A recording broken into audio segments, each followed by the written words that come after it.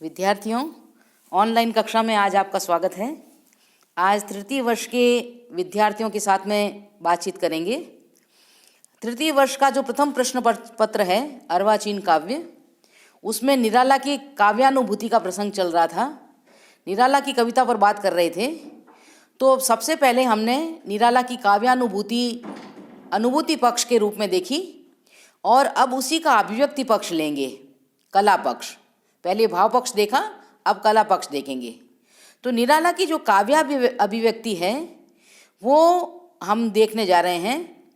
विद्यार्थियों, आप सब जानते हैं कि अभिव्यक्ति जो है वो भाषा का सबसे प्रमुख साधन है।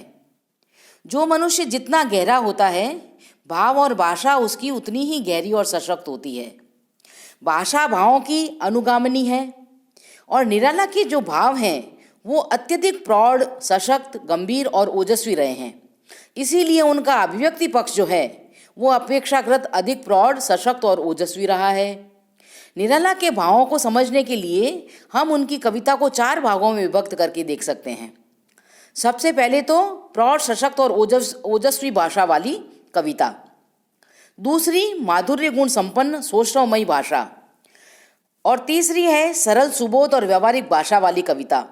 और चौथी है बोलचाल की भाषा वाली कविता। तो सबसे पहले हमने भाषा का पक्ष उठाया है। अभिव्यक्ति में भाषा सबसे सशक्त माध्यम होता है। सबसे पहले प्रौढ़, सशक्त और ओजस्वी भाषा वाली जो कविताएं हैं उन पर दृष्टिपात करेंगे। निराला के काव्य में विशाल शब्द समूह के दर्शन होते हैं। प्रौढ़, सशक्त और ओजस्वी भावों वाले शब्द, तत्सम संस्कृत प्रधान जो शब्दावली है, जिसे अपन सामासिक शब्दावली कहते हैं, वो उनकी राम की शक्ति पूजा में अधिक मिलती है। जैसे एक उदाहरण लेते हैं। रावण प्रहार दुर्वार विकल वार दल बल, मूर्छिर सुग्रीव आनंद अंगद भीषण गवाक्ष गयनल, उदगीरत वन्नी भीम पर्वत कपि चतुह प्रहर, जानकी भीरु उर आशाभर रावण संबर। ये है प्रौढ़, सशक्त और ओजस्वी भाषा।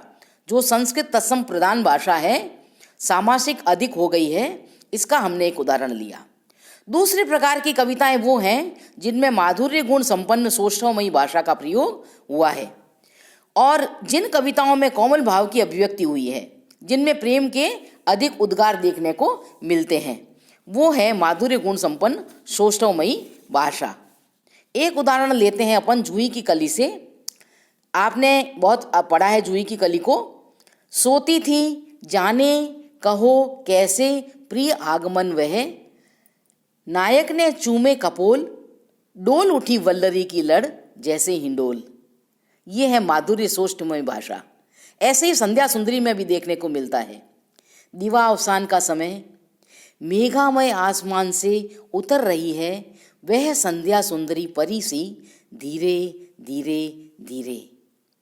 ये कोमल कांत पदावली, ये मधुर तान, लय, झनकार, स्वर लहरी, ये अपने को वीणा वादिनी कविता में भी देखने को मिलती है।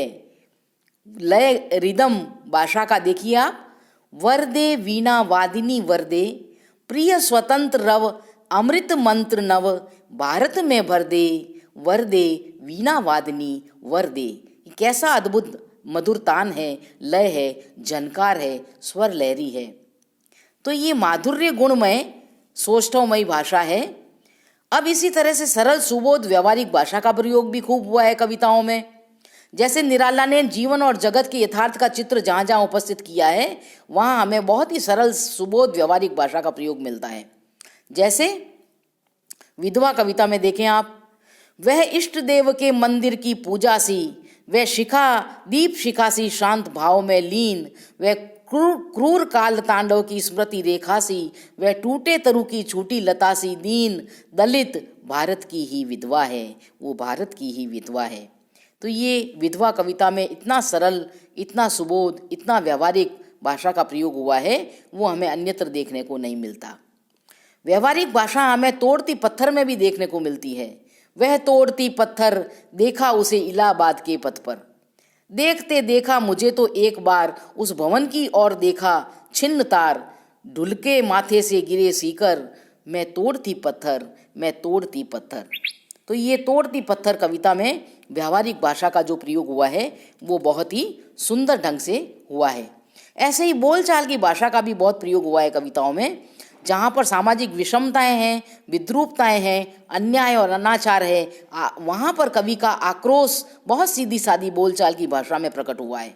कुकुरमुत्ता कविता में देखें आप, कुकुरमुत्ता संग्रह के अंदर, अबे सुन बे गुलाब भूल मत, गर पाई खुशबू रंगो आब, खून चूसा खाद का तूने अशिष्ट, डाल पर इतरा रहा है कैपिटलिस्ट। ये बोलचाल की भाषा में जो व्यंग्य, जो आक्रोश प्रकट हुआ है वो वाकई तारीफ़े काबिल है। निराला के स्वर में ध्वनि नाद भाव के अनुकूल शब्द योजना भी बहुत सुंदर हुई है। इनकी भाषा में गीत गोविंद जैसा माधुर्य है, मेघदूत सा मार्दव है, गीतांजलि जैसी नादात्मकता है, विद्यापति जैसी मृदुलता है, भक्त कवियों जैसी प्रांजलता है, कहीं कहीं चारण कवियों जैसी ओजस्विता है, कबीर की उलटबासियों जैसा अटपटापन है, लोक गीतों जैसी स्वाभाविकता है।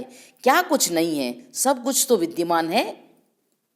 आप प्रतीक योजना देखें, छायावादी कवियों की सबसे बड़ी विशेषता है उनके प्रतीकों के माध्यम से विविध रूपों और भावों की, मनोवृत्तियों की और आध्यात्मिक संकेतों के माध्यम से, कहीं प्रेम व्यापारों के माध्यम से बहुत ही सुंदर अद्भुत मनोरम वर्णन किया है।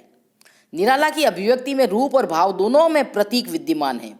जैसे जूही की कली, जिसमें एक लज्जाशील नवोढ़ा वधू का रूप मिलता है, ऐसे ही संध्या सुंदरी में भाव प्रतीक योजना स्पष्ट है। हरे उर्पाद फेर मुख के बाल, लय चतुर्दिक चली मंद चाल। वनवेला की जो प्रतीक रूप में मनोरम चित्र है।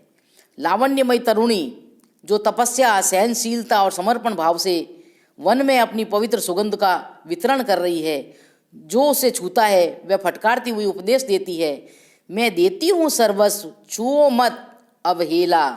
बोली अस्फुट स्वर से यह जीवन का मेला, चमकता सुधर बाहरी वस्तुओं को लेकर, त्यों त्यों आत्मा की निधि पावन बनती पत्थर। तदंतर वही वनवेला एक ब्राह्मण द्वारा तोड़ी जाने पर अपने प्रिय के चरणों में अपना जीवन सर्वस्व अर्पण करने चली जाती है। कवि ने इस प्रतीक द्वारा नारी के उदात्त और उन्नत रूप को अंकित किया है। तो ये प्रतीक योजना भावों में, कभी कभी कथ्य में हमें देखने को मिलती है। कवि निराला ने बादल को भी कई प्रतीकों के माध्यम से स्पष्ट किया है। कहीं क्रांतिकारी के रूप में घनघोर गर्जना द्वारा चारों ओर विप्लव और क्रांति फैला देता है, हलचल मचा देता है। इसी प्रकार दूसरे बादल राग में बादल जो है वो स्वच्छंद, उद्दाम, विप्लव वाले एक ऐसे वीर के रूप में प्रस्तुत हुआ है जो पीड़ा पहुंचाने वाले निष्ठुर शोषक को नष्ट भ्रष्ट करके सर्वत्र अपना आतंक जमा सकता है। और तीसरे बादल राग में बादल एक ऐसे परोपकारी के रूप में अंकित है जो घर संसार छोड़कर दूसरों की सेवा में निकल पड़ता है।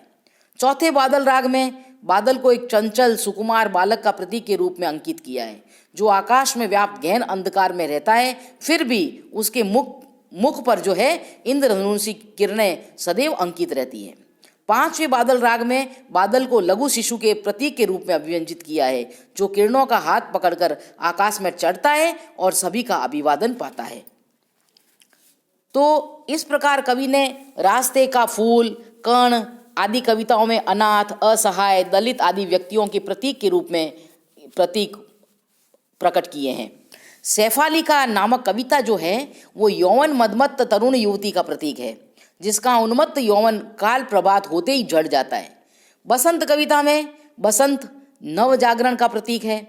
इन प्रतीकों में कवि की विराट और उन्नत कल्पना साकार होती है। इसी प्रकार प्रतीक योजना की तरह अलंकार योजना भी हमें बहुत ही प्रभावी ढंग से हमारे सामने अभिव्यक्त हुई है। निराला ने अलंकारों में अपने भावों को और विचारों को, पदार्थों और घटनाओं को बहुत ही सुंदर, मनोहारी, मार्मिक ढंग से प्रकट किया है, जो अपनी सरलता और स्वाभाविकता के साथ साथ प्रभाव पैदा करता है। कहीं उपमा अलंकार, तो कहीं अतिशयोक्ति, तो कहीं अन्योक्ति, तो कहीं विरोधाभास, तरह तरह के अलंकारों का प्रयोग आपने किया है। निराला जी के उपमा अलंकार सबसे ज़्यादा प्रिय अलंकार रहा है।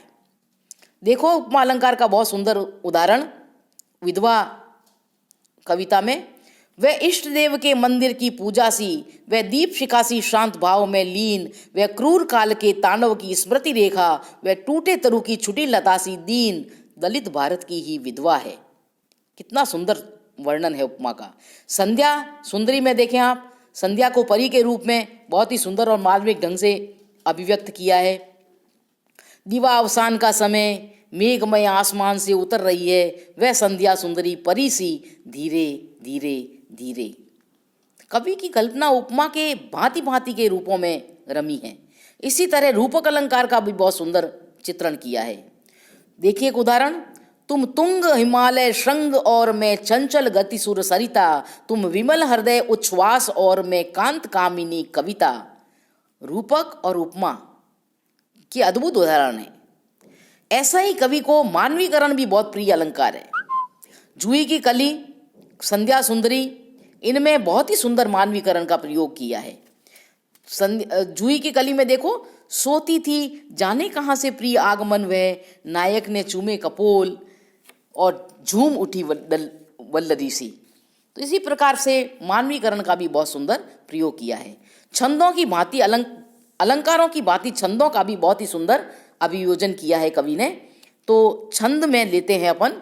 निराला ने छंद संबंधी प्राचीन मान्यताओं में आमूल चूल परिवर्तन कर दिया और मुक्त छंद की एक ऐसी पद्धति का श्रीगणेश किया जिसके फलस्वरूप जो हिंदी कवियों को स्वच्छंद कविता करने की सुगमता मिली, सरलता हो गई।